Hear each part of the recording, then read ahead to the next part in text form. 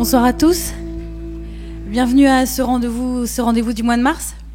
Ce soir, nous accueillons Émilie Roche et Jean Piel, qui sont du comité départemental des pêches maritimes et des élevages marins du Morbihan. Et puis Philippe Pervès,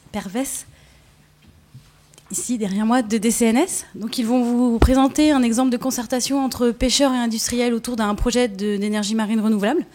Ce projet qui est en cours d'étude, c'est l'installation d'un site d'essai d'éoliennes flottantes entre Groix et Belle-Île qui pourrait voir le jour en 2018. Donc je leur donne la parole. Bonne soirée.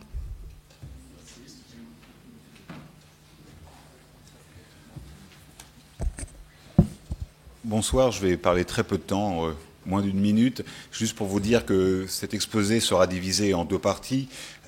Philippe Pervès, qui donc travaille pour DCNS, va d'abord présenter de façon assez concrète quels sont les impératifs pour DCNS sur ce projet d'éoliennes flottantes, impératifs techniques, pourquoi ce choix du site entre Groix et Belle-Île, quels sont les enjeux. Quant à nous, du côté du comité départemental des pêches du Morbihan, d'abord très vite, nous sommes le seul organisme qui représentons la filière pêche professionnelle, le seul organisme élu et paritaire, c'est-à-dire qu'un comité départemental des pêches du Morbihan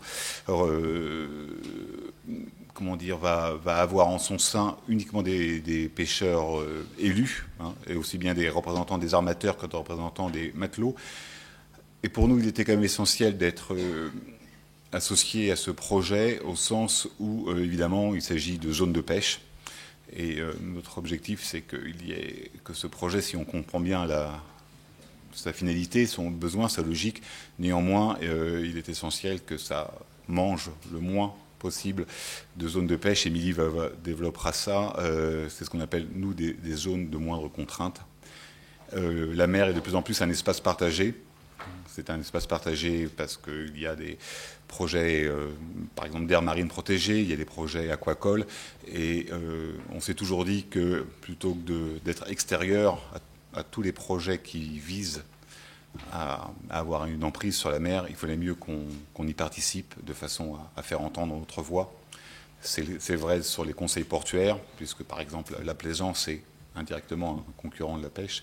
C'est vrai aussi pour tous les organismes de gestion liés aux aires marines protégées. Voilà, c'était le plus court possible. Philippe Pervès et Émilie Roche vont développer le sujet. Merci.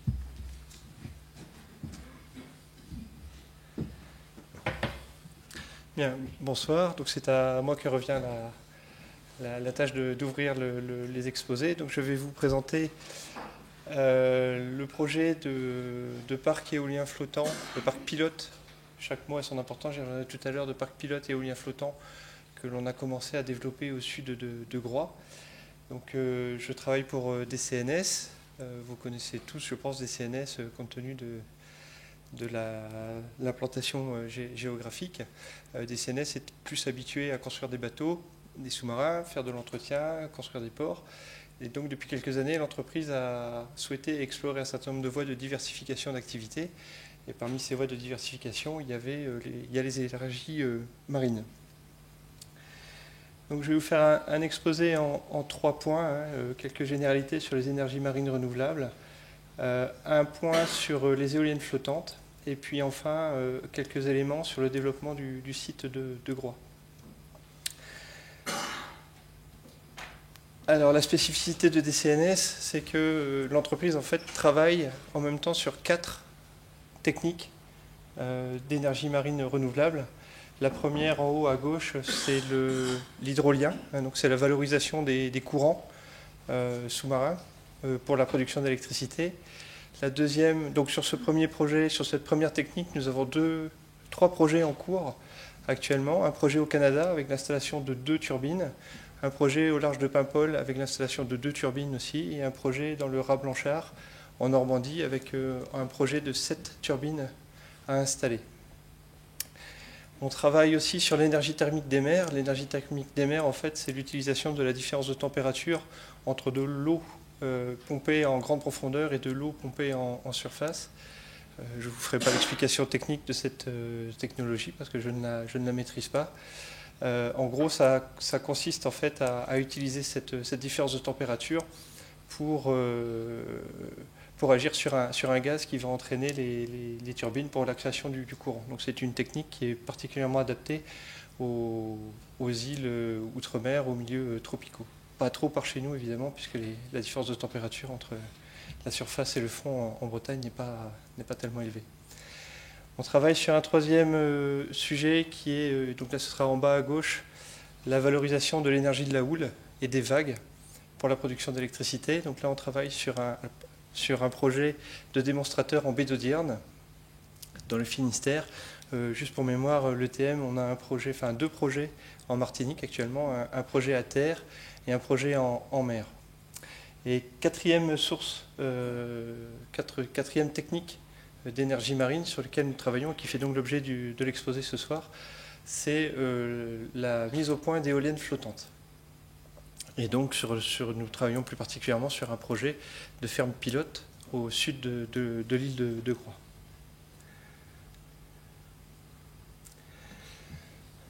Donc là, juste une diapositive pour vous présenter la machine telle qu'elle est envisagée actuellement. Il faut savoir que c'est une technologie qui n'est pas mature pour l'instant. Hein.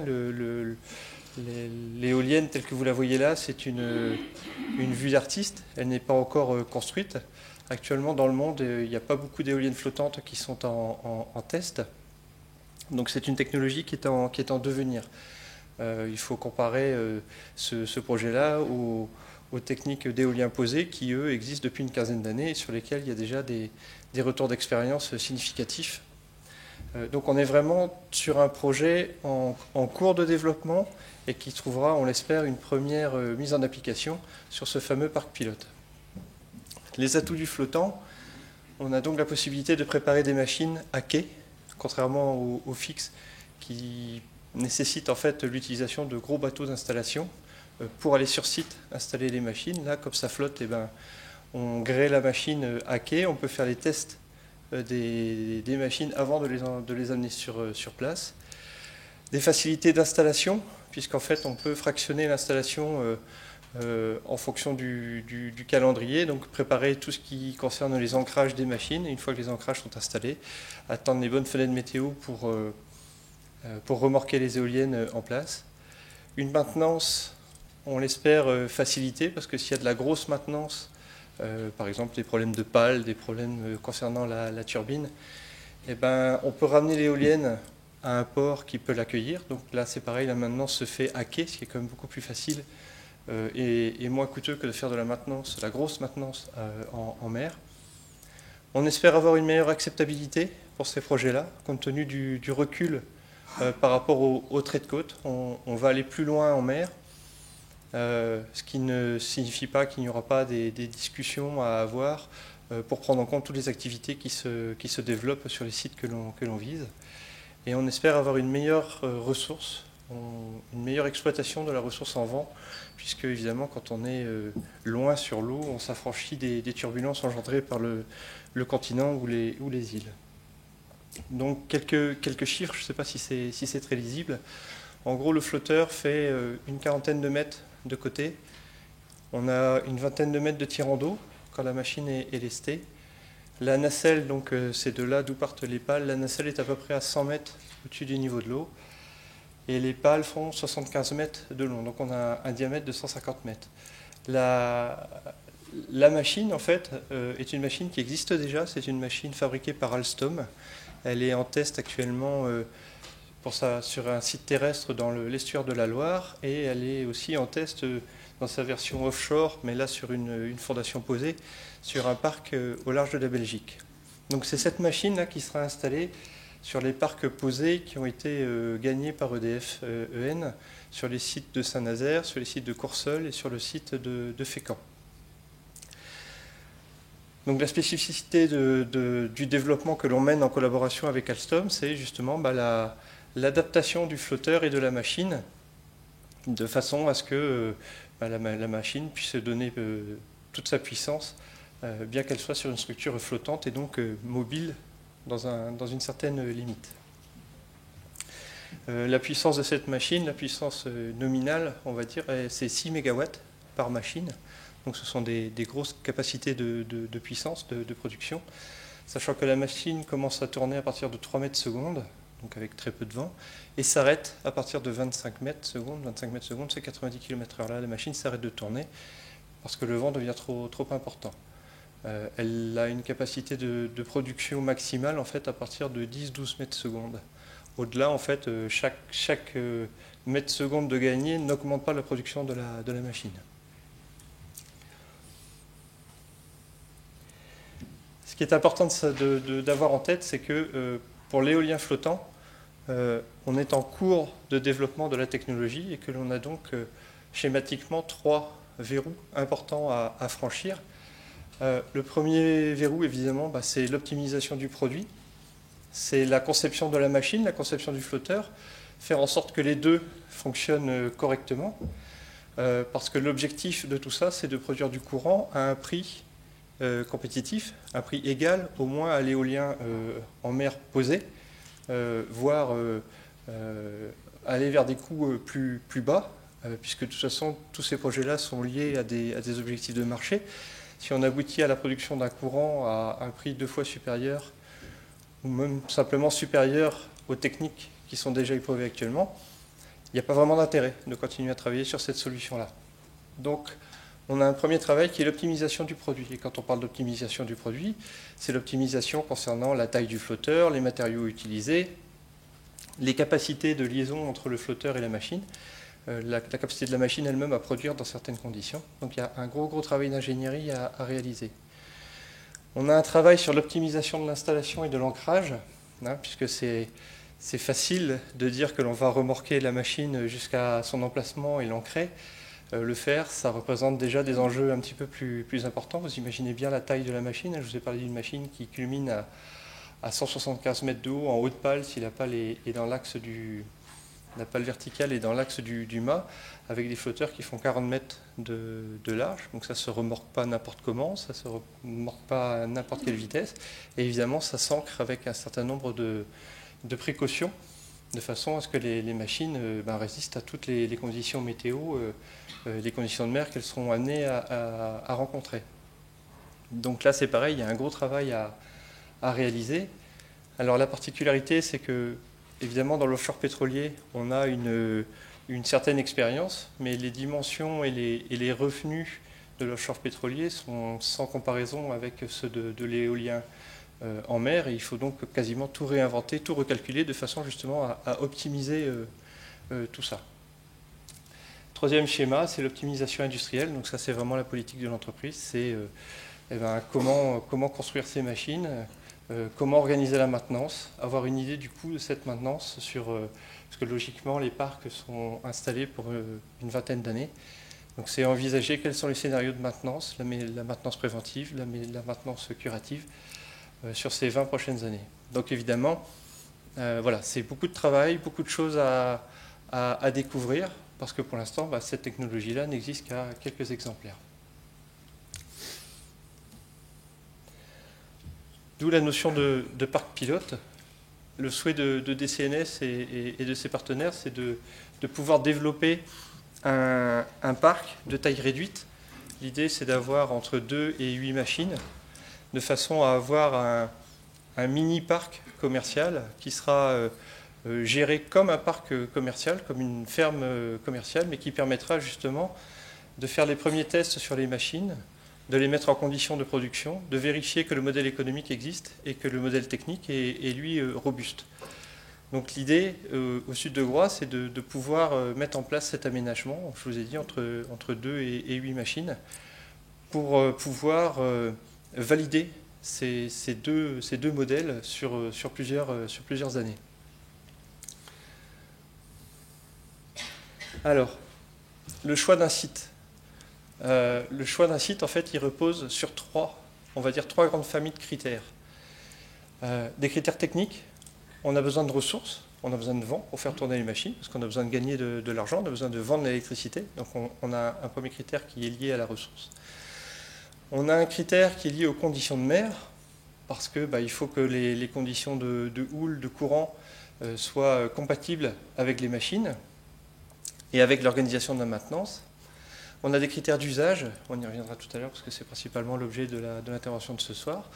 c'est faire en sorte que les activités recensées sur le site et les usages du site soient recensés, soient pris en compte de façon à ce que le projet s'intègre le mieux possible dans un site déjà occupé.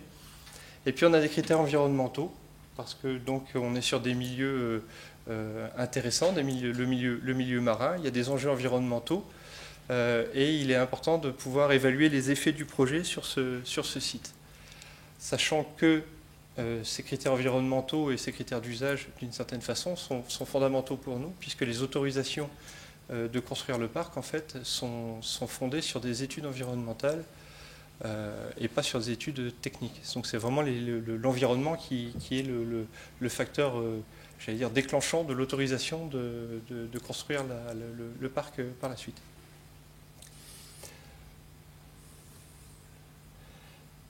Donc le choix d'un site, c'est un équilibre entre des opportunités et des contraintes. Donc on va chercher des endroits où il y a du vent, où il y a des conditions de houle qui sont cohérentes.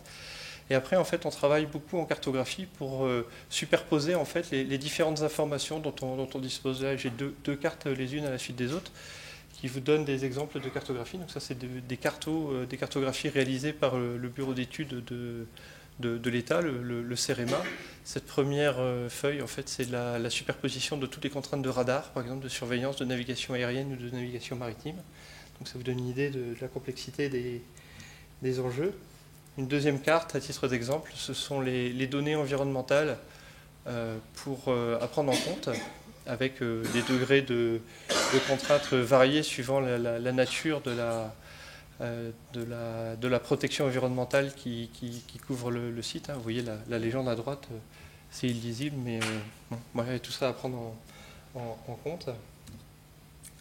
Alors le site de Groix, l'objectif c'est d'aider le développement d'une filière française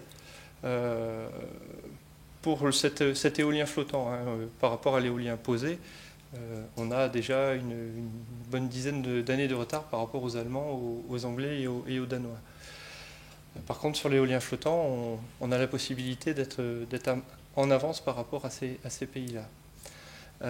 On souhaite développer une véritable filière industrielle de production d'énergie, localement, en Bretagne, donc entre les sites de Brest enfin, notamment le site de Brest, compte tenu des contraintes portuaires que la machine nous impose.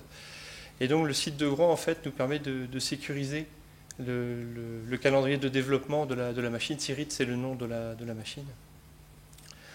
Du fait des atouts du site. Donc les atouts du site, c'est la proximité par rapport aux sites de développement industriel qui sont à Saint-Nazaire pour l'éolienne Alstom et Brest pour le flotteur.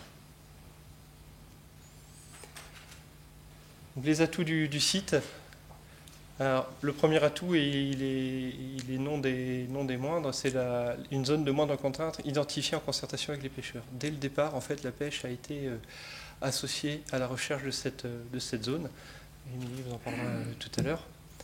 On a un fort soutien des autorités locales, que ce soit les autorités des collectivités territoriales comme la région ou les collectivités locales comme l'Orient Agglomération et le Conseil général du Morbihan qui sont tous très attentifs et très positifs par rapport à ce projet-là. On a des conditions météocéaniques qui sont représentatives des conditions, on va dire, moyennes que la machine pourrait rencontrer. Et en plus, on a une orientation de la zone qui offre un bon potentiel par rapport à la direction des vents dominants. Alors juste quelques transparents. On a donc un certain nombre de mesures qui sont en route depuis déjà plusieurs mois. On mesure la ressource, ce que je vous disais tout à l'heure, c'est quelque chose d'important. Donc on mesure le vent pour pouvoir faire des modèles après et pouvoir faire des calculs sur les années d'exploitation du parc pour avoir une idée du chiffre d'affaires potentiel que le parc pourra avoir pour vérifier si économiquement ça vaut la peine de le faire.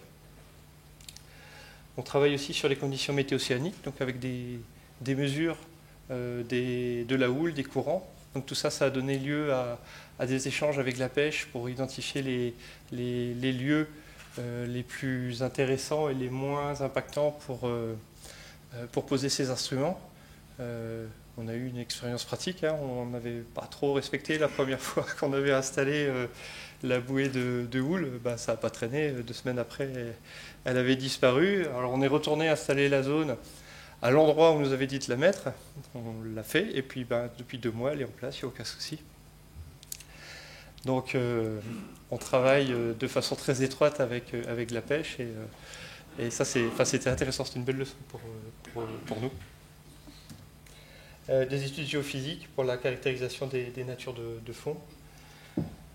On a pas mal d'études environnementales qui sont en cours, notamment autour de sujets comme l'avifaune, les mammifères marins, les poissons, donc autour desquels on va travailler beaucoup avec la pêche.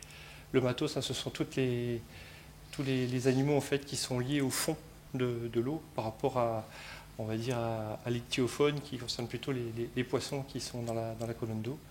Donc on est en train de réaliser un gros travail d'état initial pour pouvoir justement démarrer l'étude d'impact de notre projet sur tous ces éléments-là qui constituent d'une façon générale l'environnement.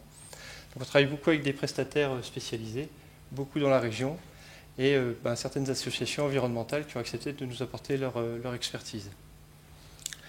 Pratiquement chacune des études fait l'objet de mise au point de protocoles particuliers, parce qu'on est sur des zones qui sont très peu étudiées, avec très peu de connaissances initiales. Donc à chaque fois qu'on a un sujet particulier à adapter, à étudier, il faut qu'on mette au point ces protocoles, donc de préférence avec des bureaux d'études spécialisés ou avec ces associations environnementales qui travaillent avec nous, puisque en fait à chaque fois, ce sont des moyens d'acquérir de la connaissance sur des sites qui sont très peu explorés compte tenu de leur distance par rapport à la côte par exemple, et du coût de ces études. Donc on travaille évidemment à partir du retour d'expérience des parcs éoliens posés, sauf que là on est sur des sujets un peu différents puisqu'on est sur des parcs flottants.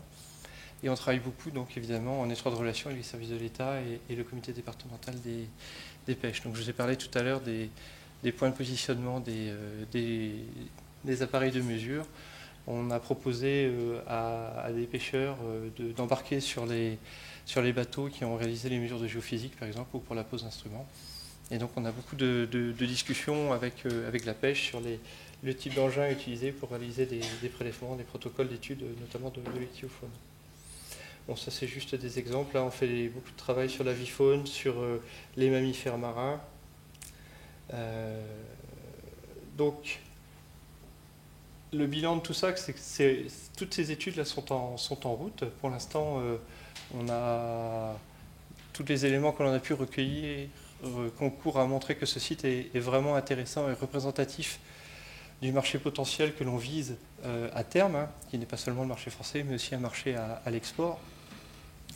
En termes de calendrier, donc on a vraiment démarré sur ce projet à partir de janvier 2014. On est pratiquement à la moitié 2015, donc on attend l'AMI, donc c'est l'appel à manifestation d'intérêt, donc que le gouvernement doit lancer à l'horizon mai-juin 2015, sur lequel donc DCNS se positionnera en tant que candidat, donc pour avoir, alors non pas l'autorisation de construire le parc, mais avoir l'exclusivité de pouvoir déposer une demande d'autorisation sur cette zone-là. C'est-à-dire que le fait d'être lauréat à l'AMI ne nous affranchira pas de toutes les obligations réglementaires que l'on a sur ce type de projet. Avec un objectif d'obtenir des autorisations en juillet 2017 et une première machine dans l'eau en exploitation à partir de septembre 2018. Voilà, ça c'est le planning tel qu'il est actuellement. Gardez en tête quand même les 3 fameux verrous là, que l'on a à franchir au fur et à mesure, qui peuvent, s'ils ne sont pas franchis, en fait, mettre un terme au projet, mais bon, toutes les équipes sont tournées vers cet objectif là d'avoir une première machine dans l'eau en 2018. Alors, une petite diapositive pour terminer, parce que je pense que Émilie reviendra sur tout ce sujet-là de façon plus en détail. Le constat, il est assez simple en fait. Le développement d'un projet EMR s'insère dans un espace déjà utilisé. Alors plus on se rapproche de la côte, plus le nombre d'utilisateurs est important. Si on était juste en front de plage, on aurait les écoles de voile, on aurait la plaisance, on aurait les utilisateurs des plages, les sites balnéaires. Quand on s'éloigne de la côte, le nombre d'utilisateurs réguliers de ces espaces diminue. Et du coup, la pêche devient un interlocuteur prépondérant et incontournable pour avoir ce premier signe de compatibilité du projet avec l'activité qui est exercée sur ce site. Donc la prise en compte de la pêche, ça se fait par le dialogue, ça se fait par des rencontres nombreuses, des échanges téléphoniques, des réunions. La pêche étant un des interlocuteurs parmi tous ceux qui sont cités ici, l'État, la région, l'agglomération. La pêche a ceci de particulier que c'est de loin l'interlocuteur qui connaît le mieux les sites sur lesquels on travaille. Et en ça, l'échange et je dirais l'échange d'informations et de connaissances des sites que nous on peut avoir par toutes les campagnes d'acquisition de données, donc que l'on a par toute l'instrumentation que l'on peut mettre en place, est évidemment essentiellement complétée et de façon très, très valorisante par les connaissances du monde de la pêche professionnelle. Je peux vous dire par exemple que les projets de tracés de câbles d'export vers le continent de l'électricité ont été faits sur un coin de table presque avec les représentants de la pêche professionnelle, et nous avons fait nos mesures derrière pour valider ces projets-là. Évidemment, là, l'apport de la pêche a été essentiel, il nous a fait gagner énormément de temps, avec aussi la capacité de prendre en compte les souhaits de la profession pour que ce câble-là ait l'impact le plus léger possible sur les activités exercées. Donc au stade où on en est, en fait, donc avec la pêche professionnelle, on travaille beaucoup sur l'identification des métiers pratiqués dans le secteur. On travaille aussi beaucoup sur les protocoles qui permettront d'évaluer la ressource qui est mise en valeur par les pêcheurs dans le secteur d'implantation de la ferme. Et on va travailler avec eux sur les effets prévisibles du projet sur l'activité et sur la ressource. Il est évident que tout ça, ça fait partie des choses sur lesquelles il faut qu'on se mette d'accord. Ça se co-construit. Moi, j'aime pas trop ce terme-là, mais ce sont beaucoup de discussions de façon à ce qu'on ait le même socle de connaissances au départ, qu'on se mette bien d'accord sur les éléments qui vont permettre d'évaluer ces effets, et ensuite de définir par quel biais on va pouvoir annuler ces effets, si on peut le faire, les réduire ou les compenser, suivant la terminologie des études d'impact. Donc ce dialogue, il nous a permis d'améliorer le projet de façon très, très nette. On a parlé de la zone qui a été identifiée, la zone d'implantation des machines qui a été identifiée suite à ces discussions. Même conclusion sur le tracé du câble d'export. Ce dialogue, il permet d'associer les professionnels à la réalisation des études. Pour nous, c'est important de montrer le travail que l'on fait, parce qu'en fait, on est dans deux mondes un petit peu distants, séparés. Donc, l'objectif, c'est aussi de partager nos expériences, de mettre en place une relation de confiance avec nos différents interlocuteurs. Et c'est pour ça qu'on ouvre nos livres, on ouvre nos cahiers. Les professionnels peuvent avoir accès à nos informations. On les associe à certaines mesures. Donc, on les associe aux participations aux campagnes à la mer, la réalisation même de certaines études, notamment sur l'évaluation de l'impact économique de nos projets sur la pêche locale. Et évidemment, il y aura une association à la réflexion sur les effets et sur les mesures qui seront mises en place si jamais ces effets-là étaient nécessiter en fait la mise en place de mesures spécifiques. Mais ça, on n'en est pas encore là. On est au début de la discussion.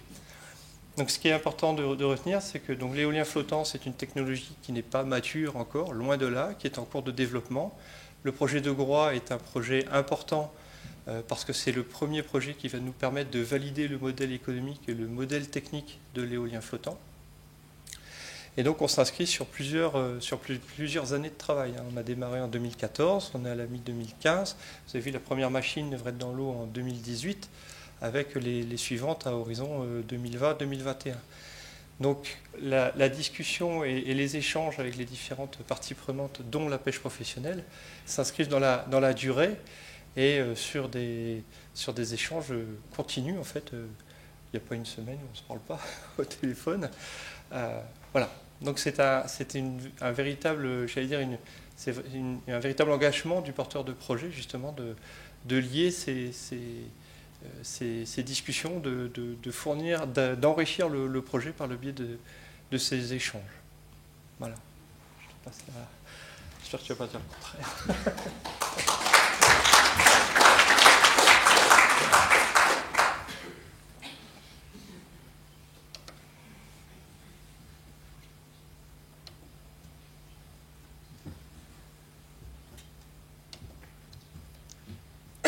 Donc, merci Philippe.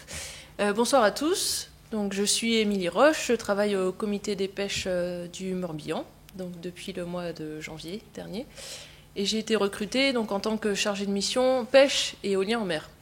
Donc, je travaille spécifiquement donc, sur le projet que vient de nous présenter Philippe, mais pas que, puisque je m'intéresse aussi aux autres projets d'énergie marine dans le département. Donc, je vais vous faire une présentation en 6 points. Donc d'abord faire un bref rappel sur qu'est-ce que c'est qu'un comité des pêches. Hop, pardon. Voilà, je touche plus. Avec donc nos statuts, des missions et quelques exemples d'actions qu'on mène au quotidien. Ensuite, je vais revenir un petit peu sur l'historique du projet donc, que vous a présenté Philippe. Et donc comment les pêcheurs ont été impliqués étape après étape dans ce projet d'éolien en mer. On va faire un bref panorama des activités de pêche sur le site. Donc parler ensuite plus spécifiquement de l'acceptabilité de la concertation, donc c'est un point qui nous intéresse ce soir, de son utilité et des avantages, donc pour les 2 parties concernées, et des axes de travail qui vont nous occuper pour cette année. Alors, le comité des pêches du Morbihan, qu'est-ce que c'est ? C'est d'abord une organisation professionnelle de droit privé qui a donc des missions de service public.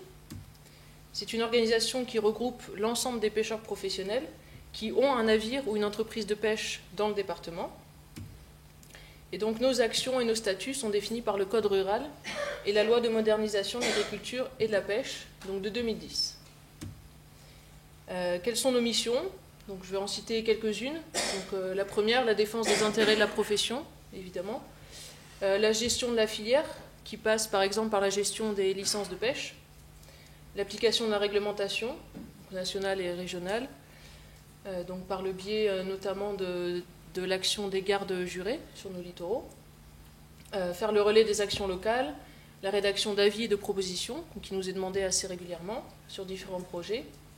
La promotion d'une pêche durable et responsable. La gestion des ressources halieutiques et de l'environnement marin, donc qui est une compétence qu'on a depuis quelques années, qui nous est déléguée par le comité régional. L'action sociale, évidemment, et l'emploi, la formation des marins-pêcheurs. Et la communication. Alors, quelques exemples d'actions qui sont menées par le comité, concrètement. Donc, on développe depuis quelques années le programme Sea Pêche Valpena, qui est donc un programme en fait, d'enquête auprès des pêcheurs professionnels. Donc, chaque année, en fait, tous les pêcheurs du Morbihan sont enquêtés individuellement pour recueillir en fait, leur zone de pêche par mois. Par engin et par espèce ciblée, ce qui nous permet en fait à nous d'avoir des données spécialisées sur l'activité de pêche dans le département, qu'on peut ensuite utiliser pour les différents projets qu'on mène. On a donc le suivi des gisements de pêche à pied, donc c'est des évaluations de stock qui permettent de mettre en place des gestions spécifiques donc sur les espèces de pêche à pied.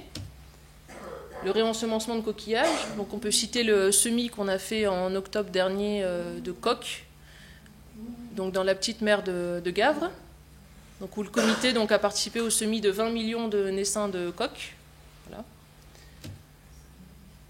Le suivi des documents d'objectifs Natura 2000 en mer, on est très impliqué dans ces dossiers-là, et en général on est sollicité donc, pour rédiger une partie des DOCOB et d'être également présent dans les comités de pilotage.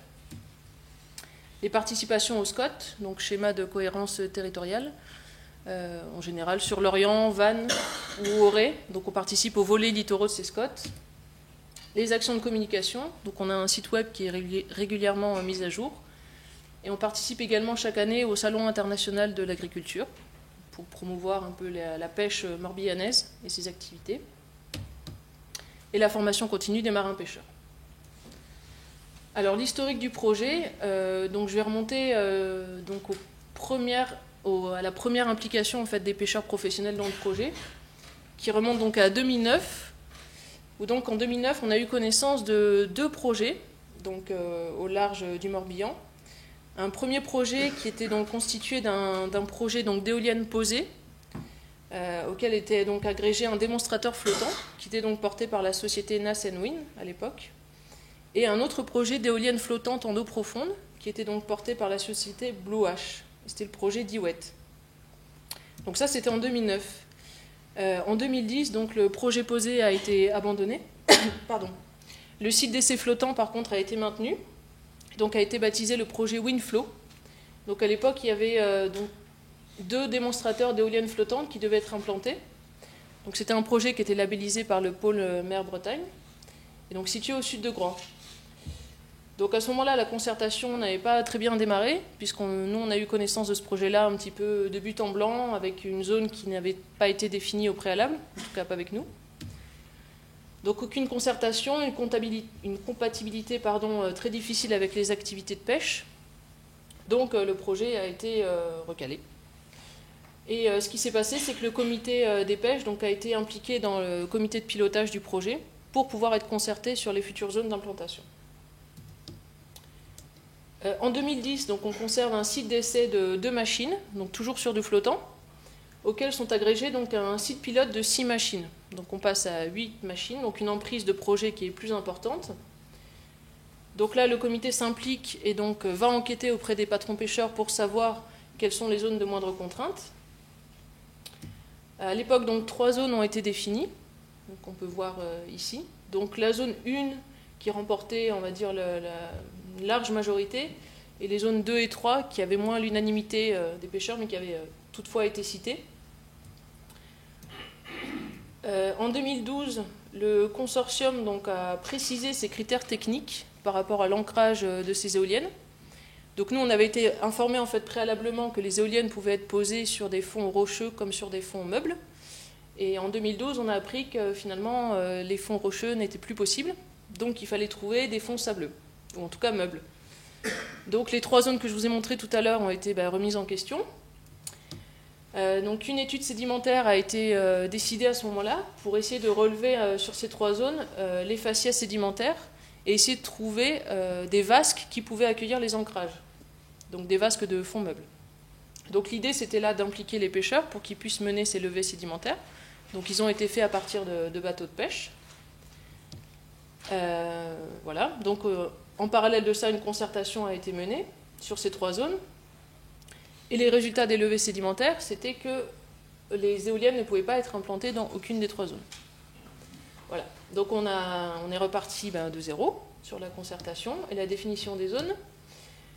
Donc on arrive en 2013. Donc le comité a organisé plusieurs réunions par métier pour essayer de définir des zones de moindre contrainte qui pouvaient du coup correspondre aux critères techniques donnés par le développeur. Donc c'est-à-dire des fonds meubles. Il y avait également une importance pour une épaisseur sédimentaire en fait minimale pour poser les ancrages qui était donc de 5 mètres. Donc les levées sédimentaires ont été élargies. Et donc les pêcheurs se sont concertés et ont validé une zone de moindre contrainte qui a donc été votée au conseil du comité, donc en septembre 2013. Donc cette zone, vous la voyez ici, en rouge. Donc c'est une zone qui fait 17 km², donc qui est située au sud de Groix. Donc les fonds sont meubles, l'épaisseur de sédimentaire est suffisante. C'est sur des fonds qui font entre 50 et 70 mètres de profondeur. C'est une zone qui est de moindre contrainte, mais qui est fréquentée par l'ensemble des métiers, puisque de toute façon, dans cette zone-là, il y a de la pêche partout. Mais on reste quand même sur une zone de moindre contrainte. Donc suite au vote de cette zone-là, on a eu un peu silence radio pendant quasiment 1 an, jusqu'à septembre 2014, où donc le projet a redémarré, et donc repris par DCNS, et donc avec des éoliennes développées par Alstom. Donc un projet de ferme pilote de 5 à 8 éoliennes. La bonne nouvelle pour nous, c'était que la zone de moindre contrainte qu'on avait définie donc, a été prise en compte et conservée dans ce projet-là. Donc là, on peut voir la zone d'étude de DCNS, avec donc la zone définie par le comité en pointillé. Donc quelques photos des éoliennes. Donc tout ça pour vous dire qu'en 5 ans, le projet a énormément évolué. et que les pêcheurs ont dû s'adapter aussi à différents interlocuteurs, à chaque fois, à différents porteurs de projets, à différentes zones, et que ça n'a pas été un travail facile tous les jours que de définir ensemble des zones pour implanter ces éoliennes.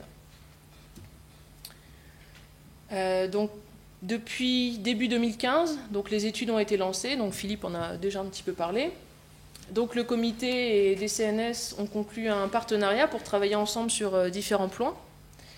Donc d'abord impliquer les pêcheurs professionnels dans la définition de zones de moindre contrainte pour installer les instruments de mesure en mer. Donc effectivement, Philippe en a parlé un petit peu. En fait, il y a plusieurs instruments qui sont installés pendant plusieurs mois en général, qui sont des instruments soit de fond, soit de surface. Donc l'idée, c'est qu'ils puissent être placés dans des zones qui gênent le moins possible les pêcheurs. Donc on a travaillé pas mal là-dessus. Donc tu as déjà cité l'exemple d'un instrument qui avait été donc positionné dans une zone très travaillée et qui avait été embarqué quelques jours après. Donc voilà, pour l'instant, les derniers qu'on a placés sont toujours là. Donc ça prouve que la concertation a du bon. Le deuxième point sur lequel on travaille ensemble, donc, c'est évidemment impliquer les pêcheurs dans les campagnes scientifiques. Donc ça a une légitimité assez forte puisque dans ces campagnes-là, il y a des pêches scientifiques à effectuer, donc pour faire un diagnostic des ressources. Mais il y a également d'autres campagnes, donc on a parlé du Bentos tout à l'heure, pour laquelle donc les navires de pêche vont pouvoir être affectés également. Donc ça, c'est un objectif aussi de pouvoir échanger entre le développeur et les pêcheurs, d'impliquer des pêcheurs qui soient différents à chaque fois, à chaque campagne, pour pouvoir partager et connaître un petit peu aussi le travail des bureaux d'études qui sont impliqués. Donc le troisième point, c'est réaliser une étude fine de diagnostic des activités de pêche. Donc ça va être notre travail là, pour les mois à venir. Donc pour ce travail-là, on va utiliser donc, les données du programme CIPEche Valpena, dont je vous ai parlé tout à l'heure, donc, qui sont donc des données spatialisées de l'activité, donc qu'on a sur chaque année, depuis 2010, et qui seront affinées par des enquêtes de pêche ciblées sur les pêcheurs impactés. Voilà. Sachant que sur cette zone-là, on a également la fréquentation par des navires finistériens et ligériens qui seront donc intégrés à cette étude-là. Travailler ensemble à la définition des impacts et des mesures d'accompagnement et de compensation, ça c'est un point important aussi pour nous, puisqu'on souhaite que les impacts, l'étude d'impact en tout cas, soit le reflet de la réalité de l'activité sur zone, et donc que ce soit pris en compte. Des mesures d'accompagnement et de compensation, on y reviendra tout à l'heure, mais ça peut comprendre donc de la compensation financière individuelle pour les pêcheurs impactés concrètement, c'est-à-dire pour ceux qui ont une perte financière très forte, ou ça peut comprendre des mesures d'accompagnement collectives, donc c'est-à-dire financer des projets qui seraient en fait bénéfices de toute la flottille. Voilà. Donc ça peut être je sais pas, des équipements de sécurité, ça peut être des projets de gestion, des études sur la sélectivité des engins, etc. Alors un bref panorama des activités de pêche sur le site. Donc c'est une zone sur laquelle les métiers sont assez diversifiés. Donc on a évidemment une activité chalutière avec donc des espèces cibles telles que la langoustine, des poissons de fond, du pélagique, donc comme l'anchois qui est très important sur cette zone-là. On a donc une activité de filayeur, donc toute l'année sur des filets trémailles ou des filets droits. On a donc des métiers de l'hameçon, donc des ligneurs et palangriers. On a évidemment donc des caseilleurs, donc qui ciblent plutôt les crustacés. Et on a une activité donc de dragueur, donc là plutôt sur la zone côtière, donc impactée par le câble futur, ou potentiellement impactée par le câble futur, et donc qui eux ciblent plutôt les coquillages. Donc des métiers divers, c'est parce que aussi la zone a des ressources halieutiques qui sont nombreuses et variées. Donc là, très rapidement, voilà quelques poissons qu'on peut trouver à cet endroit. Donc anchois, lieu jaune, bar, dorade, merlan, merlussol. Voilà. C'est quelques exemples. Des crustacés, donc la langoustine, effectivement, qui est très importante sur la zone. Lorient est le premier port de pêche de France de débarquement de langoustines vivantes. Donc c'est vraiment une espèce importante. Homards, araignées, tourteaux, crevettes, voilà ce qu'on peut trouver également. Donc plusieurs espèces de coquillages près des côtes, donc la coquille Saint-Jacques, le vernis, les coques et les palourdes, et des céphalopodes, donc la sèche qui est importante également dans le Morbihan. Alors l'acceptabilité et la concertation. Donc la concertation, ça repose sur l'échange en fait de propositions pour les deux parties. Effectivement, le développeur a la décision finale, mais il doit prendre en compte les propositions des parties qui sont donc concertées. Donc, en ce sens, la position des pêcheurs professionnels, elle est assez simple, c'est de limiter au maximum les impacts du projet sur leur activité. C'est d'être impliqué dans le projet, donc dans toutes les étapes, dans les décisions, être informé des démarches, de l'avancée et des modifications possibles, donc pour ne pas renouveler l'expérience des années 2011 et 2012. Donc effectivement, on souhaite être impliqué, on souhaite être tenu au courant de ce qui se passe, des études, et pour pouvoir être nous-mêmes le relais à la profession et pouvoir leur donner les informations correctes. Donc, lors du choix de la zone de moindre contrainte, les pêcheurs professionnels ont fait certaines propositions donc aux développeurs. La première proposition qui est importante, donc, c'est que le câble soit ensouillé sur l'ensemble de son trajet, donc dans la mesure du possible, évidemment. Donc ça permet donc, de l'enterrer, au fond, et donc de pouvoir continuer à pratiquer des arts traînants, donc notamment le chalut et la drague. Que les éoliennes soient serrées au maximum et en une seule ligne, ça permet de minimiser en fait l'emprise des éoliennes et donc la fermeture, enfin la taille de la zone qui sera fermée à la pêche. Oui, parce qu'il faut savoir que sur le flottant, en fait, pour l'instant, la pêche serait totalement interdite sur les projets flottants, voilà, dans l'enceinte du parc. Qu'un passage non pêchant soit autorisé, donc ce qui permet de rejoindre une zone de pêche, et en tout cas de ne pas couper deux zones de pêche, que les pêcheurs puissent passer. Qu'il n'y ait pas de développement industriel à cet endroit, donc ça c'est une volonté forte, étant donné donc que les parcs éoliens flottants seront fermés à la pêche.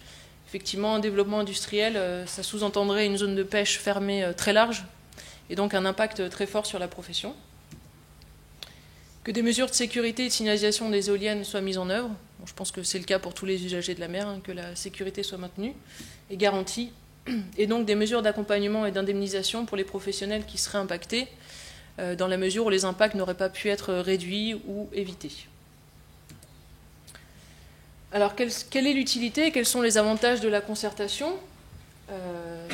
Donc on n'est pas dupe, pour le développeur, évidemment que c'est un avantage pour la présentation du dossier à l'appel à manifestation d'intérêt. Il est certain qu'un développeur qui aura donc concerté et discuté avec les usagers de la mer et donc avec les pêcheurs professionnels aura un avantage par rapport aux autres donc, dans la sélection de son dossier. Le dialogue avec les professionnels, donc Philippe l'a rappelé tout à l'heure, mais c'est un point important. Ça permet donc de désamorcer des blocages ou de tenir au courant. La mobilisation des connaissances empiriques et des savoirs des pêcheurs. Donc il y avait l'exemple notamment du tracé du câble, donc pour lequel on a utilisé donc les connaissances des pêcheurs sur zone qui avaient en fait connaissance des veines sédimentaires et donc qui ont permis de tracer la zone qui serait levée ensuite pour les études pour le corridor. Donc pour nous, les avantages de la concertation, c'est bien sûr d'être impliqué donc dans les études. Donc on en a parlé tout à l'heure, mais ça permet d'affréter des navires de pêche.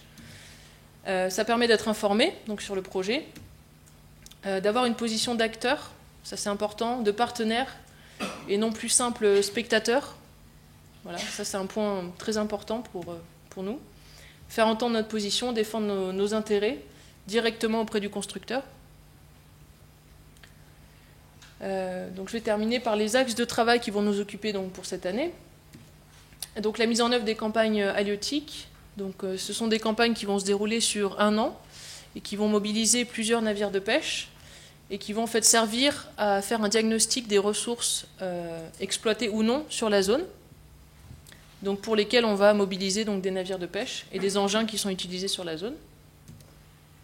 Le diagnostic des activités de pêche donc sur la zone du projet, donc que ce soit sur la zone d'implantation des éoliennes ou la zone du câble, donc qui va nous occuper aussi beaucoup, et qui va permettre d'avoir un état des lieux de toutes les activités et d'affiner aussi l'impact que peut avoir le projet sur chaque corps de métier. Donc les impacts du projet, on en a parlé. Les mesures d'accompagnement, de compensation et d'indemnisation, c'est un travail de au moins plusieurs mois, puisqu'il faut rassembler tout le monde autour de la table et essayer de réfléchir à des solutions. Bon, les solutions individuelles, on va dire, c'est assez facile, c'est savoir combien perd chacun et combien il souhaite avoir. Mais les solutions collectives, c'est un peu plus compliqué à mettre en place et à ce qu'elles fassent adhérer un peu tout le monde. Donc, si le projet est retenu, il est possible qu'il y ait donc un exploitant qui reprenne, donc, puisque DCNS sera le constructeur du projet, mais pas l'exploitant. Donc il y aura un travail à maintenir par rapport à ça, une concertation toujours avec le futur exploitant. Et bien sûr, être vigilant sur les autres projets d'énergie marine et sur la planification régionale et nationale. Voilà, je vous remercie de votre attention et je vous invite à aller voir notre site internet. Donc c'est cdpmem56.fr. Il y a plein d'informations sur la pêche dans le Morbihan, sur les actualités et ce que peut faire le comité au quotidien. Voilà, merci.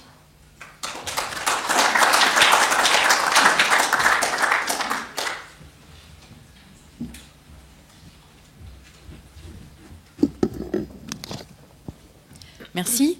On va passer aux questions. Je pense que vous en avez plein. J'ai 2 questions à poser. Alors, ça intéresse plutôt la DCNS, parce que c'est technique. Alors, je pense que le problème au niveau technique, technologique, vous le connaissez bien. Hein. Alors, la première, je pense que vous avez fait des essais en bassin de Carène avec cet engin qui est énorme. Alors, il y a à mon avis, il y a 2 problèmes qui se posent. Il y a le problème du pilonnement et puis le problème de la gîte. Alors, le problème de pilonnement, c'est pas un gros souci, on maîtrise ça facilement, mais le problème de la gîte, parce que un tel engin représente une surface vélique très très importante qui s'ajoute au problème de pilonnement. Ça, je ne vois pas comment ça pourrait être autrement, hein, à mon avis. Alors ça, c'est la première des questions. Si vous avez des informations, ça m'intéresse. Alors la deuxième, c'est plutôt de l'aérodynamisme, mais enfin, comme il y a des analogies avec l'eau, quel est est-ce que vous avez pensé au problème de cavitation en bout de pale? Parce que la vitesse circonférentielle doit être quand même très importante. Je n'ai pas calculé, mais un rayon de 150 mètres, hein, c'est ça, hein, entre une zone peut-être à haute pression et une zone en basse pression, problème de vibration, mais enfin ça, c'est le problème des techniciens. Mais le problème, seulement le problème de cavitation.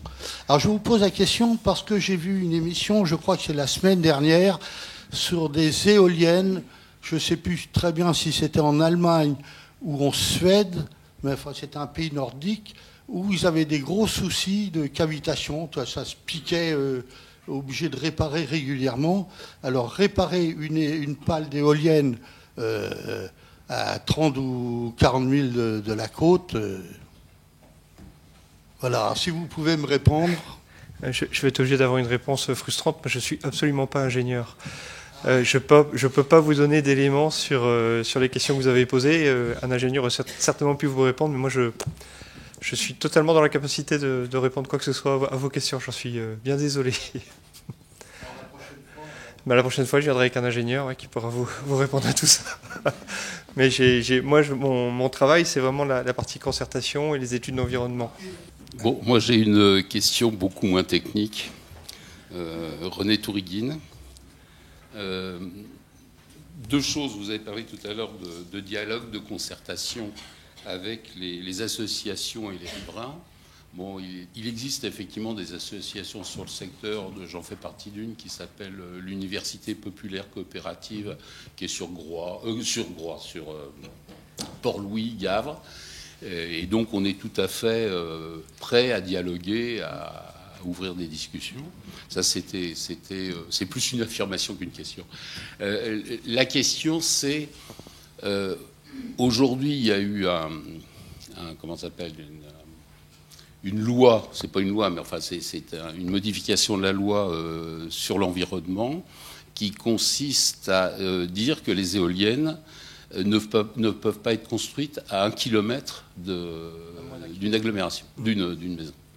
Ça veut dire qu'en Bretagne, il va rester rien pratiquement en termes de surface. Donc il semble que vous ayez un énorme potentiel et d'énormes possibilités de développement. Ça ne sera pas peut-être tout de suite, mais c'est ça. Et la question technique, c'est jusqu'à quelle profondeur pouvez-vous poser des éoliennes, quoi.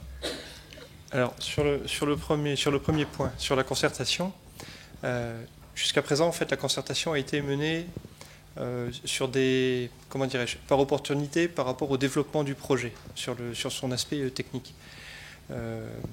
On a un élément perturbateur, entre guillemets, dans la concertation, qui est l'arrivée de l'AMI, qui va arriver là au mois de juin, ce qui fait que toute la concertation, j'allais dire, avec les associations, avec la population, c'est difficile de la démarrer avant cette AMI, parce que imaginez, c'est une possibilité que nous démarrions une concertation par le biais de réunions publiques, etc., et que nous ne soyons pas lauréats de l'AMI. On aura ameuté le banc, l'arrière-banc de toutes les associations de la population pour présenter un projet qui n'aura pas lieu d'être. Et tout le travail sera à refaire par le lauréat de l'AMI qui reviendra avec un projet différent, etc. Donc pour des questions de simplification des messages, nous, on a décidé en fait de travailler cette concertation par opportunité en fonction des sujets sur lesquels on travaille. En plus, pour la concertation, il faut qu'on ait de la matière à fournir aux gens avec qui on va travailler, à qui on va proposer en fait de s'associer pour travailler sur le projet. Et les études environnementales sont en cours. Donc chaque chose arrivera en son temps. Quand on aura les premiers éléments, les premiers retours, là on aura de la matière à partager. Et donc là, cette concertation pourra se dérouler dans un cadre plus pratique, sachant que la concertation, compte tenu des investissements qui sont derrière, il y a des questions qui se posent sur la tenue ou pas d'un débat public. Voilà. Mais par exemple, ce débat public, il est clair que ça n'a aucun sens de le démarrer maintenant, puisque le projet qui sera retenu dans le cadre de l'AMI n'est pas encore connu. Donc autant parler sur des choses que l'on maîtrise bien à la suite de cette AMI. Je ne sais pas si j'étais très clair sur cette première réponse. Maintenant, si des associations souhaitent qu'on vienne discuter, présenter les choses, il n'y a aucun souci, on peut venir, il n'y a pas de problème. Le deuxième point, c'était quoi? Oui, alors les machines... Oui, les machines en fait sont prévues pour être installées en gros sur le plateau continental, jusqu'à 200 mètres de profondeur. Alors ce qui est curieux, c'est que pour l'éolien, 200 mètres c'est énorme, alors que pour l'offshore pétrolier, c'est rien du tout, quoi. Donc on n'est pas du tout sur les mêmes techniques. Mais voilà, ce qui est prévu, c'est de 200 mètres. En gros, de 70 à 200 mètres de profondeur. Juste complémentaire, c'est pas oui, en fait, c'est sur le... Il y a une rumeur qui circule en disant que les éoliennes, on ne peut pas les démonter, ça coûterait très cher de les casser. Ah, ça oui, c'est une rumeur. De toute façon, oui, je sais que c'est une rumeur. Comment dirais-je, on travaille sur le domaine public maritime, donc il y a une obligation réglementaire de réversibilité totale des aménagements. Ça, c'est une obligation réglementaire. Hein.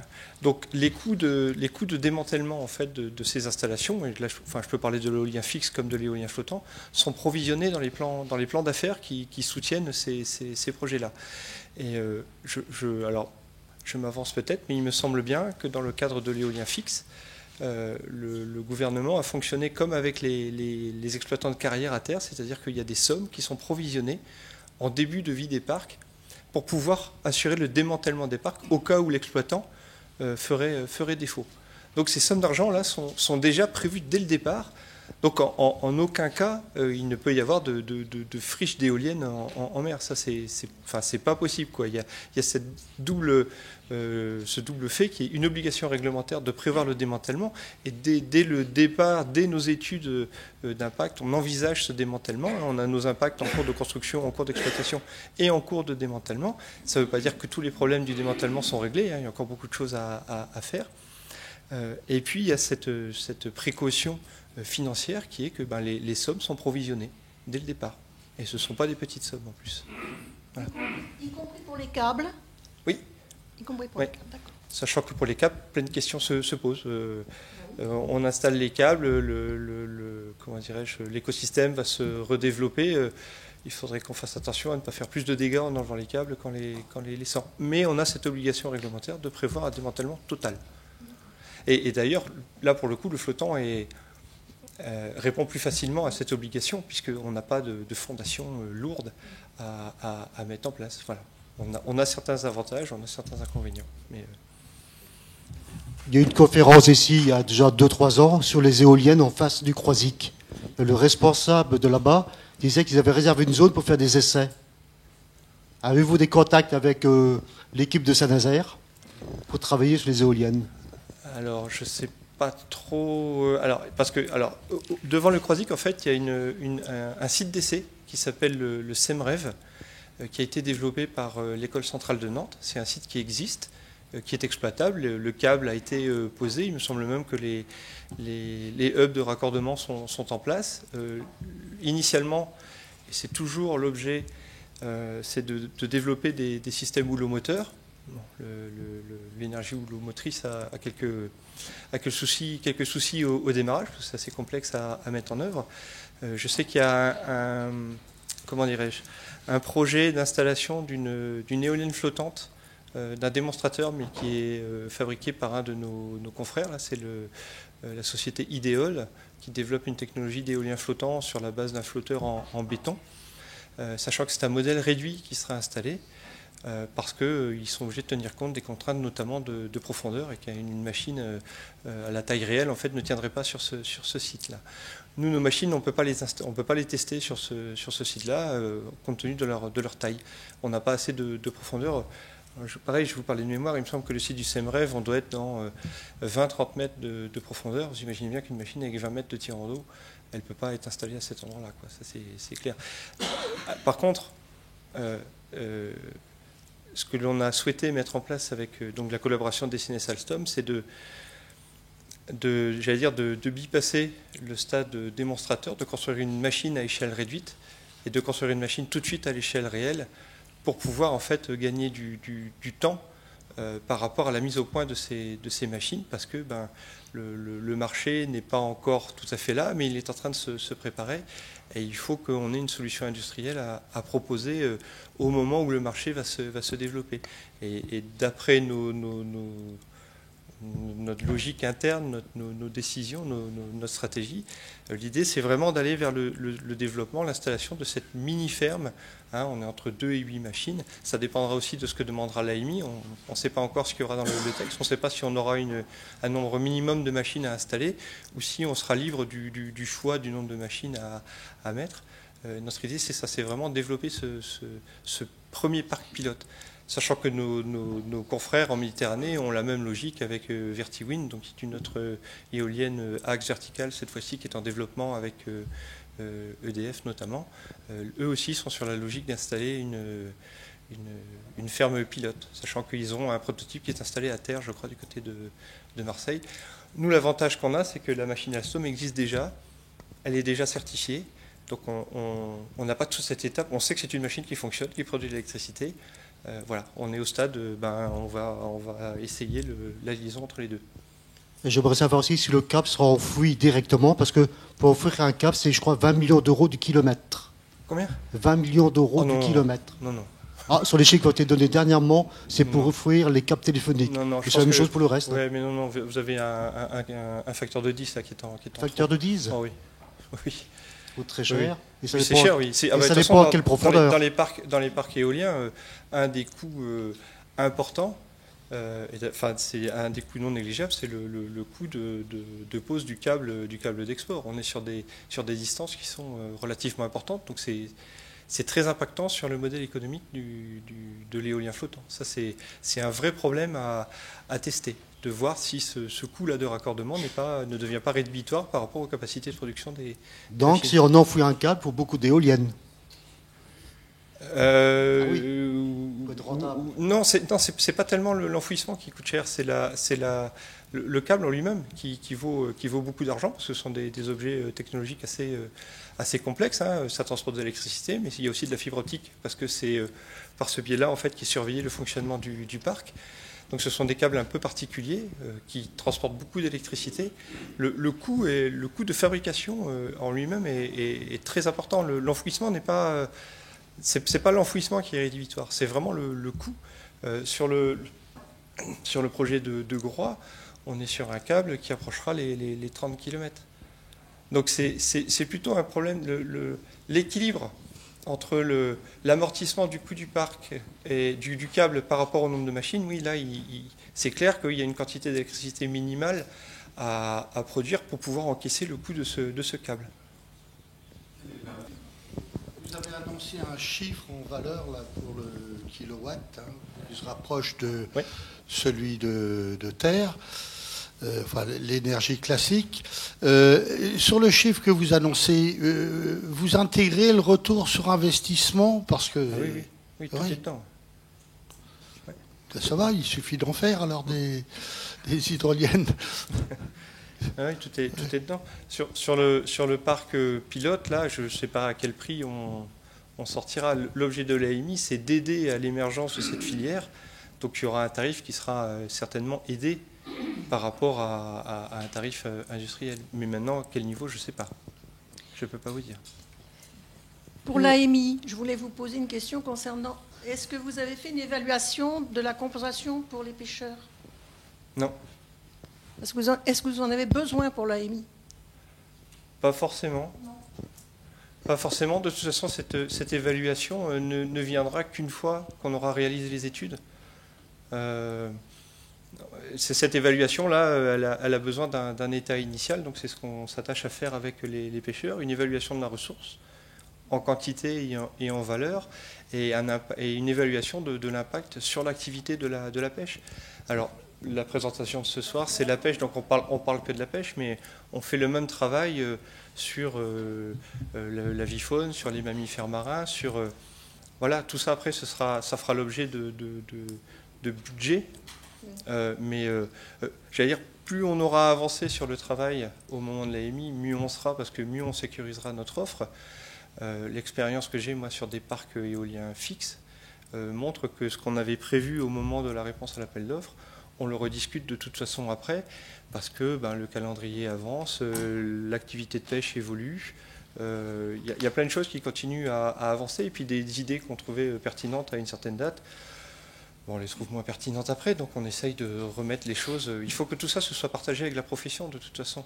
Donc on est en 2015, on a dit la première machine en 2018. Il y a 3 ans, il y a beaucoup de choses qui peuvent se passer. Ce ne seront pas forcément les mêmes pêcheurs que l'on aura en face de nous pour la discussion. Donc il faut garder cette capacité à faire évoluer. Là où ça devient... plus difficile et plus contraignant pour faire évoluer toutes ces discussions-là, c'est à partir du moment où l'autorisation de construire le parc a été délivrée, le préfet en fait va prendre un arrêté d'autorisation et c'est dans cet arrêté que sont consignées en fait les mesures destinées à éviter, réduire ou compenser les impacts que l'on a. Donc là, une fois que ça c'est dans le marbre, c'est soumis à enquête. Enfin, il y a eu une enquête publique et un arrêté et tout ça devient opposable évidemment. Donc là, on ne peut plus faire tout et n'importe quoi. On est vraiment tenu par rapport à nos engagements, d'où la nécessité de travailler très en amont quand même avec les différents partenaires pour que tout ça se soit le mieux partagé possible. Marilyn Théophile, j'aimerais vous poser 2 questions. J'aimerais savoir si parmi les professionnels de la mer que vous consultez figurent les récoltants professionnels d'algues. Et ma deuxième question, quel est le programme européen qui est concerné par le financement de cette opération pilote? Alors, je retourne sur les exploitants d'algues. Pour l'instant, non, je ne les ai pas rencontrés.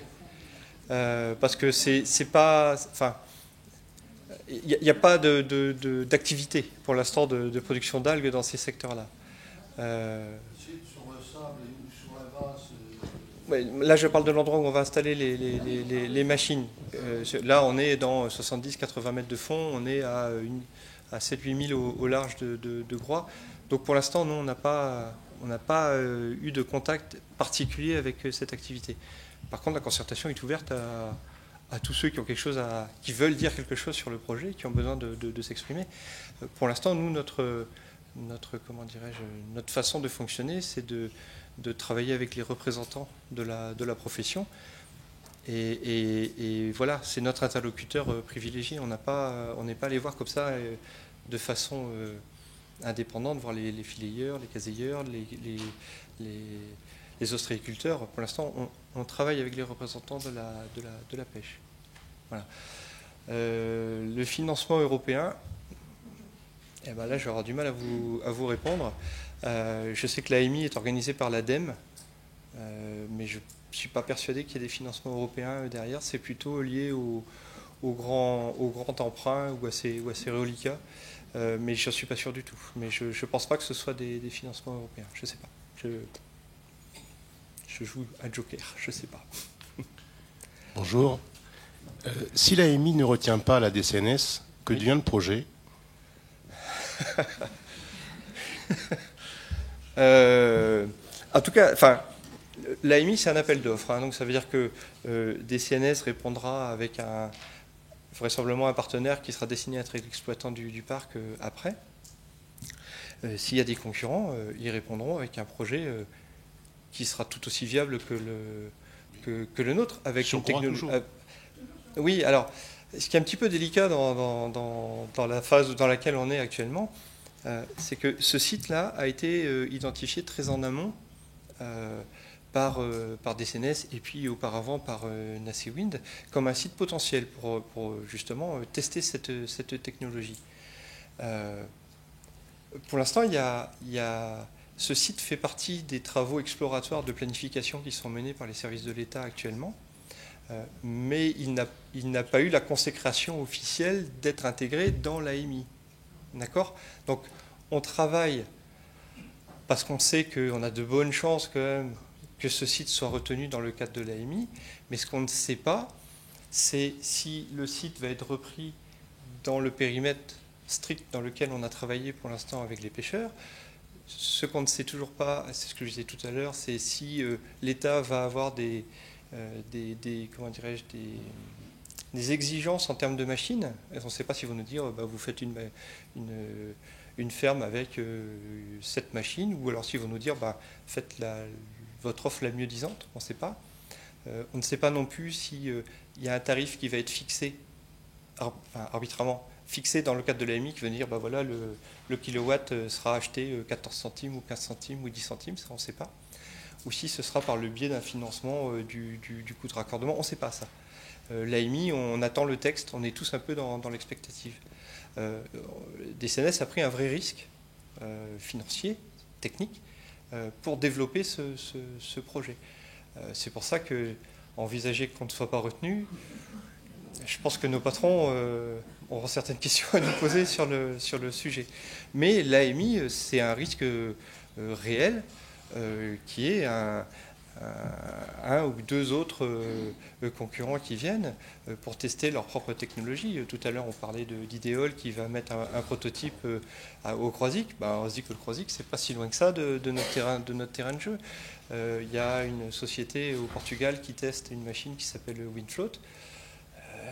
Ils sont dans la démarche de construire un parc pilote au large du Portugal. Strictement rien ne les empêche de venir faire une offre à Lorient. Ce que disait Émilie tout à l'heure, c'est vrai que on n'est pas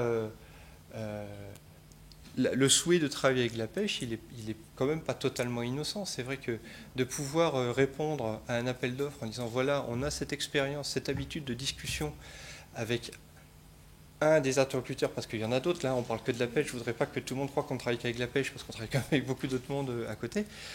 C'est sûr que c'est un avantage par rapport à d'autres concurrents. Tout le travail technique que l'on a fait, notamment sur le problème de raccordement, c'est des choses que nous on va valoriser dans le cadre de l'AMI, qui ne sont pas de notoriété publique. Voilà, ça fait partie des bénéfices qu'on souhaite obtenir de ce travail très en amont que l'on a réalisé. Voilà. Mais c'est un AMI. Voilà. Vous croisez les doigts jusqu'à mi-août d'année. Oui, on croise les doigts et on serre les fesses aussi. Les pêcheurs parlaient d'une zone de 17 km². Oui. Et vous, pour 8 éoliennes, quelle surface allez-vous occuper? Et quelles sont les distances entre les éoliennes? Alors, je vais vous faire une réponse en 2 temps. La machine Aliad, en fait, donc c'est une machine qui est utilisée pour l'éolien posé. Hein, je vous ai dit tout à l'heure, le parc du Croisic, le parc de Courseulles, pardon, et le parc de Fécamp. Dans ces parcs-là, en fait, en gros, il y a une machine par kilomètre². En gros, c'est ça la densité. Et cet espacement-là est calculé par rapport aux pertes de production que les éoliennes engendrent les unes par rapport aux autres par la perturbation en fait, de l'écoulement du vent. La problématique du flottant rajoute en fait un certain nombre de critères supplémentaires parce qu'on a le coût des ancrages qui rentre en ligne de compte, on a le coût des câbles parce que ce sont des câbles un peu spéciaux, ce sont des câbles dynamiques, hein, ce sont des câbles qui vont relier l'éolienne au fond, ce sont des câbles qui vont parcourir la colonne d'eau. C'est une technologie assez particulière qui représente aussi un coût relativement important. Et donc là, actuellement, on réalise des modèles économiques justement pour essayer de trouver le point d'équilibre qui va permettre de déterminer à quel moment la perte de production d'électricité par les fameux effets de sillage des machines va être compensée par l'économie que l'on réalisera en mutualisant des ancrages ou en limitant le linéaire de câbles posés. Donc voilà, l'extrême, on va dire, si on considère les parcs posés, c'est une machine par kilomètre². Là, je serais bien en peine de vous dire quelle est la densité des machines. Ce qui est sûr, c'est que ce ne sera pas la densité qu'on voit sur les images là, que vous avez pu voir. On voit un magnifique parc, moi qui me fait un peu froid dans le dos avec le coucher de soleil derrière. Ça, ce sont vraiment des vues d'artistes. Ils se sont fait plaisir, ils ont fait des machines. On ne sera jamais à cette densité-là. Ça, c'est quasiment sûr et certain. On sera plutôt des machines espacées de plusieurs centaines de mètres. On sera plus proche du kilomètre que des 500 mètres. Vous avez dit tout à l'heure que les pêcheurs ne voulaient pas de développement industriel, de ce type de... Enfin, on ne va pas dire parc, on va dire ferme. Oui, parc. Maintenant, est-ce qu'il n'y a pas non plus des réticences de ce type d'éolienne? Parce que par rapport à l'éolien fixé, l'éolien flottant ne présente pas de potentiel de renouvellement de l'écosystème à la base, sur les fondements. Parce qu'il y a eu des recherches de fait concernant les écosystèmes qui montrent que certaines espèces peuvent se reproduire au pied des éoliennes fixées. Oui. Alors que là, c'est pas le cas, puisqu'il n'y a que des câbles.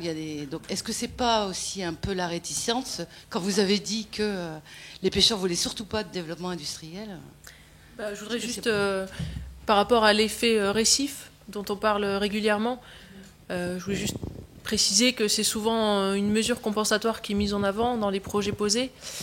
Les scientifiques ne s'accordent pas sur cet effet récif, notamment quand les éoliennes sont éloignées les unes des autres.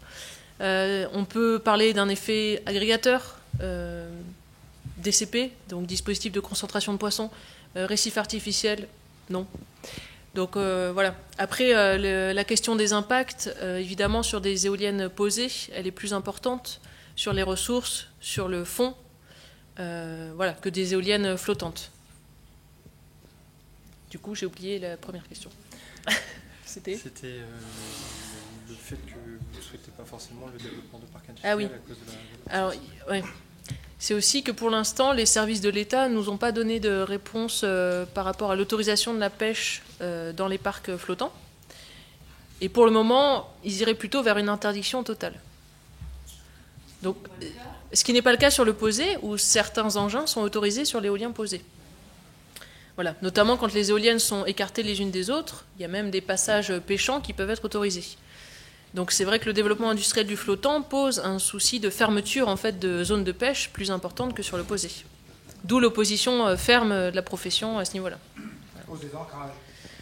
À cause des ancrages, oui. Et pour l'instant, les services de l'État ne veulent pas prendre de risques à ce niveau-là. Il y a combien d'encres par éolienne? C'est 3, il me semble. Oui, entre 3 et 6. C'est étudié en cours. Les études sont en cours sur les ancrages, mais en plus des ancrages, en fait, c'est surtout les câbles dynamiques d'exportation de l'électricité qui sont vraiment à protéger. Parce que bon, les ancrages, on peut imaginer qu'ils ne vont pas tous sauter en même temps, donc la machine ne devrait pas s'en aller comme ça toute seule. Par contre, le câble dynamique, qui est lui le câble qui exporte l'électricité, lui, il a une véritable sensibilité, puisque si le câble est rompu, la machine ne produit plus. Donc là, il y a un vrai souci de protection. Bon, maintenant, ces parcs-là, il n'y en a aucun qui existe actuellement dans le monde. On n'a aucun retour de ce qui peut se passer. Sur un projet comme le parc pilote de Groix, il y a beaucoup de suivis qui vont être mis en place justement pour améliorer la connaissance de ce qui se passe.